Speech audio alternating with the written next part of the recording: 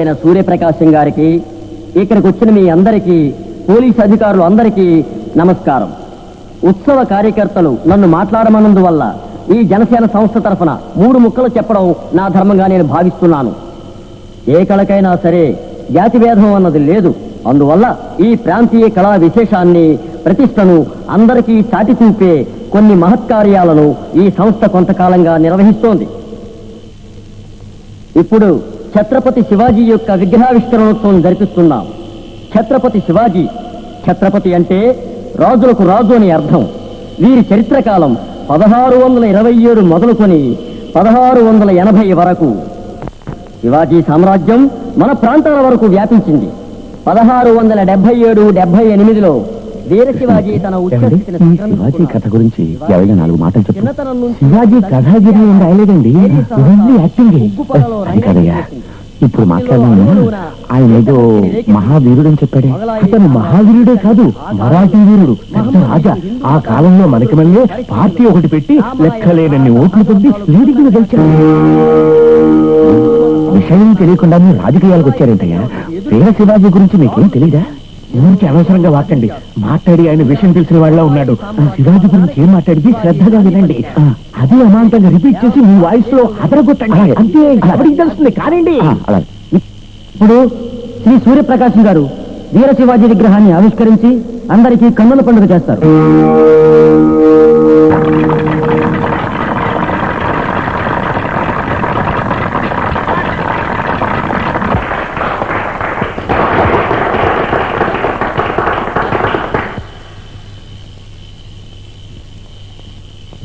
అందరికీ నా వినయపూర్వక వందనాలు.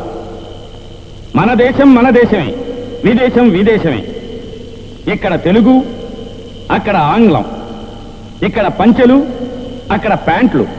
ఇక్కడ వరి, అక్కడ గోధుమ. ఇక్కడ విగ్రహాలు, అక్కడవి లేవు.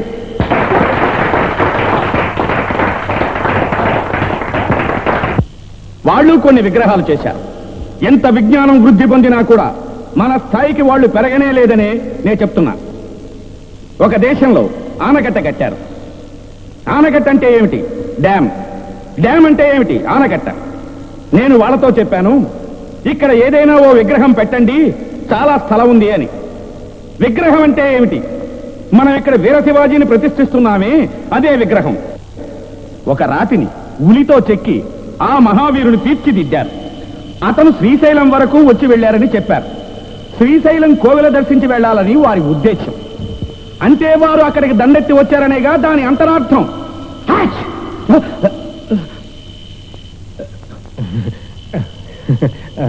తుమ్మారా? కనుక వీర శివాజీ అనే పేరులో వీర అనే మాట ఉన్నందువల్ల వీర శివాజీకి వీర శివాజీ అని పేరొచ్చింది. వారు గ్రామర్ చదవలేదు, రామాయణం చదివారు. అది చదివినందువల్ల హనుమంతుని దర్శించుకోవాలని అమలాపురం దాకా వచ్చారు. నిజం చెప్పాలంటే వారికి కోనసీమలోనే ఒక విగ్రహం పెట్టచ్చు. అక్కడ ఖాళీ స్థలం చాలా ఉంది. వారు 53వ సంవత్సరంలో ధనుర్వాతం వచ్చి చనిపోయారని చెప్పారు.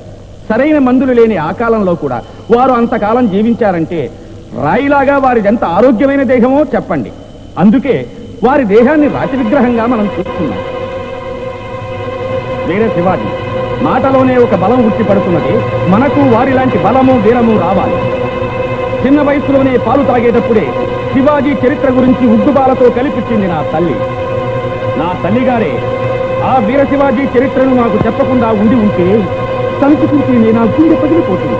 నాకు ఆ వీర శివాజీ గురించి తెలియకుండా పోయి ప్రేమ, స్నేహం, బంధం అన్ని కలిసి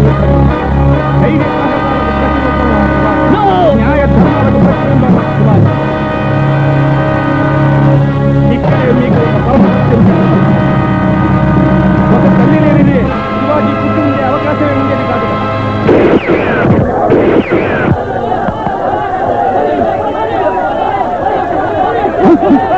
ఏమిటి గొడవ అంతా? పోలీస్ పోలీస్ పోలీస్ వెళ్ళండి.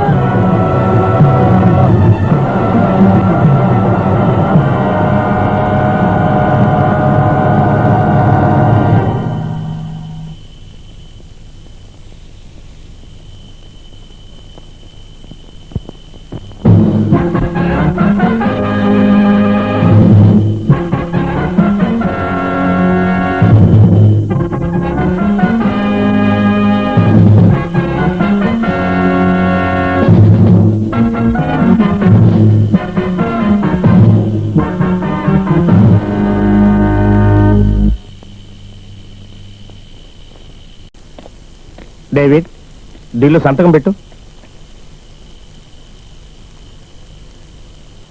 ఇక్కడ.